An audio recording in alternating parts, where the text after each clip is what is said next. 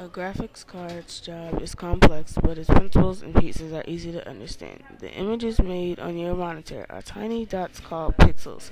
At most common resolution settings, the screen displays over 1 million pixels, and the computer has to decide what to do with every one in order to create an image. Think of a computer as a company with its own art department. When people in the company want a piece of artwork, they send a request to the art department. The art department decides how to create the image and then puts it on paper. The end result is that someone's idea becomes an actual viewable picture.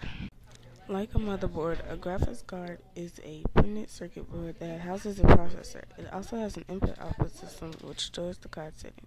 A GPU, however, is designed specifically for performing the complex mathematical and geometric calculations that are necessary for the graphics card. It produces a lot of heat, so it's usually located under a heat sink or a fan. To make a 3D image, the graphics card first creates a wireframe out of straight lines. For fast-paced games, the computer has to go through this process about 60 times per second. Without a graphics card to perform the necessary calculations, the workload will be too much for the computer to handle. Most graphic cards have two monitor connections. Often one is a DVI connector which supports LCD screens and the other is a VGA connector which supports CRT screens.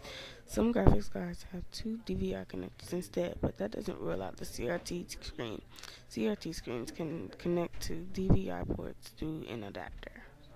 When choosing a good graphics card, you are looking for its overall performance, its hardware, and its frame rate. Also, choosing a top-of-the-line graphics card is easy to spot. It has lots of memory and a fast processor. Often it's more visually appealing than anything else that's intended to go inside a computer case. Lots of high-performance video cards are illustrated or have decorative fans or heat sinks.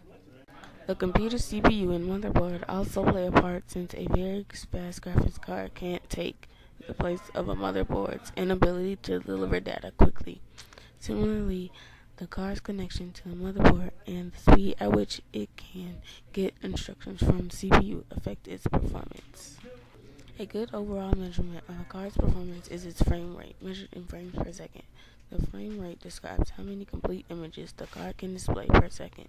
The human eye can process about 25 frames every second, but fast-action games require a frame rate of at least 60 frames per second to provide smooth animation and scrolling.